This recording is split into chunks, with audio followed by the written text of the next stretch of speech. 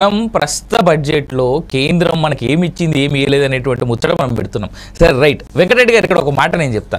బయటికి వచ్చినామంటే అని అంటారు. 10 ఏళ్ల పాటు వాళ్ళు అధికారంలో ఉన్నారు. ఈ పార్టీ ప్రస్తుత కాంగ్రెస్ పార్టీ అధికారంలోకి వచ్చి సంవత్సరం అయిపోయింది. నిజంగా వాస్తవాన్ని చెప్తున్నా, ఈ మాట అనకూడదు కానీ లైవ్లో చెప్తా ఉన్నా, చాలామంది ఇప్పటికే బాధపడతా ఉన్నారు. మాకు ఉన్న నాయకులు ఎవరు కనబడతలేరు, మేమే రోడ్ల మీద తిరుగుతున్నాం అనేటువంటి మాటల బాధలో చాలామంది బీజేపీ వాళ్ళు ఉన్నారు. సో ఇది కాదు మెయిన్, మనం దాని మీద మళ్ళీ సబ్జెక్ట్ పెట్టుకుందాం. నేను అనేటువంటి మాట ఏంటంటే, ఈ బడ్జెట్లో నిజంగా మొండి చెయ్యి చూపెట్టింది కదా తెలంగాణ రాష్ట్రానికి కేంద్ర ప్రభుత్వం అనేది చాలా స్ట్రైట్ పాయింట్. బీహార్ ఎలక్షన్స్ వస్తున్నాయి కాబట్టి బీహార్కి ఇచ్చినామనంటే కేవలం ఎలక్షన్స్ కోసం మాత్రమే ప్రభుత్వాలు ఉంటాయా రాష్ట్రాల పైన ప్రేమతోటి? అవినాష్ గారు, తెలంగాణ రాష్ట్రం డెఫినెట్ గా తెలంగాణ రాష్ట్రం కానీ ఆంధ్రప్రదేశ్ కానీ ఎప్పుడు ఏ విధంగా ఖర్చు పెట్టాలి, ఏ విధంగా అభివృద్ధి చేయాలి, సంక్షేమ కార్యక్రమాలు ఏ విధంగా చేపట్టాలని చెప్పేసి కేంద్ర ప్రభుత్వానికి, భారతీయ జనతా పార్టీ ప్రభుత్వానికి తెలుసు. ఇప్పుడు కాకపోతే రేపొద్దున, ఇప్పుడు ఇమ్మీడియట్ గా ఇప్పుడు అన్ని రాష్ట్రాలకు కావాలంటే ఒకటేసారి ఇవ్వలేదు కదా, దానికి కూడా ఒక లిమిట్ ఉంటుంది. రేపు ఇదే లాస్ట్ ఇయర్ కాదు కదా, నెక్స్ట్ ఇయర్ ఉంటుంది, ఇంకో నెక్స్ట్ ఇయర్ ఉంటుంది. ఎప్పుడు చేపట్టాలా, ఏది ఇమ్మీడియట్ గా ఏది అవసరమో అది దానికి కేటాయిస్తారు. ఇంతకుముందు ఎవరు మాట్లాడుతూ ఎనలిస్ట్ అనుకుంటాను ఆంధ్రప్రదేశ్కి ఏమి ఇచ్చారు, నేను కొన్ని చెప్తాను.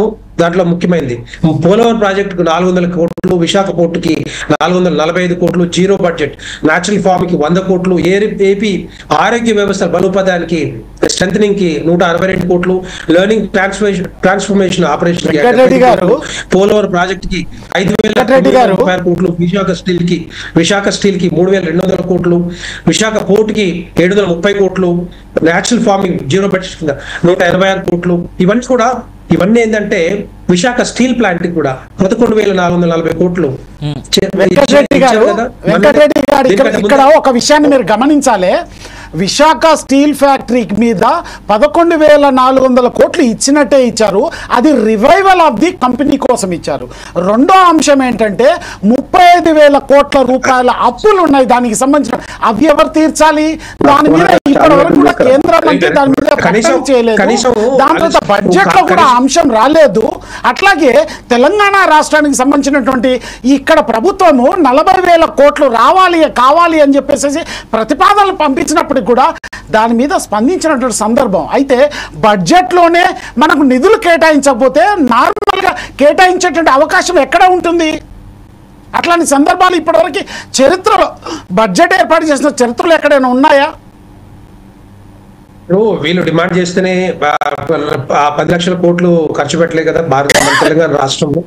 ఇది 10 సంవత్సరాల కాలంలో బీఆర్ఎస్ పార్టీ అడిగిందా, లేకపోతే కాంగ్రెస్ పార్టీ అడిగిందా, లేకపోతే ఇంకొక పార్టీ అడిగిందా? మేము చేసేది ఇప్పుడు వాళ్ళకు కూడా చాలా మంది ఎంపీలు ఉండే అప్పట్లో తెచ్చుకోలేదు. ఎందుకు ఆయాసం ఎందుకు పడుతున్నారు మీరు? ఆయాసం ఎందుకు పడుతున్నారు? తెలంగాణ రాష్ట్రం దోచుకున్నది దాకా మాట్లాడేందుకు, మళ్ళీ మాట్లాడేందుకు? తెలంగాణ రాష్ట్రాన్ని అవినీతి కుంభకోణాల్లో నింపింది చేసింది మీరే కదా, మళ్ళీ మాట్లాడేందుకు? తెలంగాణ ప్రజలు మీరు మాట్లాడితే విశ్వసించరు, క్లియర్ గా. అందుకే మీరు ఒకసారి వినాలి, ఓపిక కూడా ఉండాలి.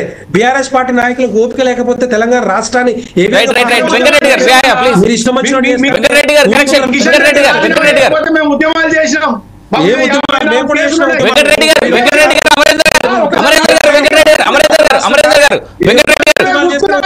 తెలంగాణ రాష్ట్రము రాలే.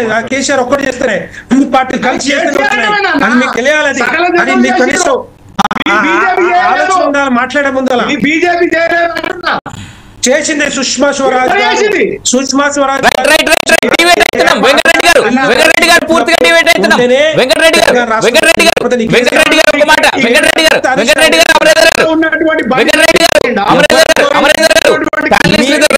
భాగవతం అంతా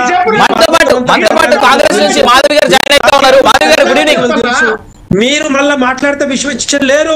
మాధవి గారు డిస్కనెక్ట్ అయ్యారు. జయరాం గారు జాయిన్ అయ్యారు మనతో పాటు. జయరాం గారు